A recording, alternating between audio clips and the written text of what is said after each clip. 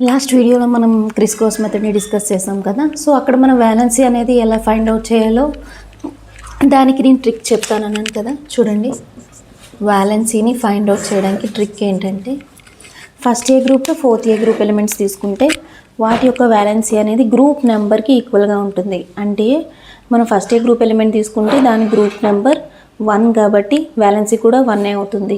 అదే సెకండ్ ఏ గ్రూప్ తీసుకుంటే group number 2 కాబట్టి దాని వ్యాలెన్సీ 2 అవుతుంది. అలా 3, 4. సో ఫర్ ఎగ్జాంపుల్ ఇక్కడ మీరు తీసుకుంటే సోడియం అనేది ఫస్ట్ ఏ గ్రూప్ ఎలిమెంట్ కాబట్టి దాని వ్యాలెన్సీ 1 అవుతుంది.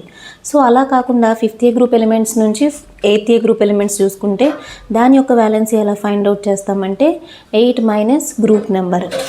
8లోంచి గ్రూప్ నెంబర్ని మైనస్ చేస్తే మనకి దాని యొక్క వ్యాలెన్సీ వస్తుంది. For example oxygen belongs to sixth A group కాబట్టి సో ఏంటి మన ట్రిక్ ఇక్కడ, వ్యాలెన్సీ అంటే 8 minus group number. So 8 minus oxygen sixth A group కాబట్టి 8 మైనస్ 6 2.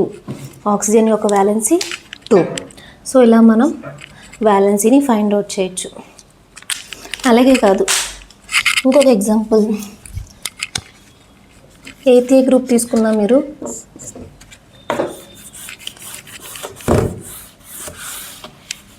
ఇంకొక ఎలిమెంట్ చూద్దాం.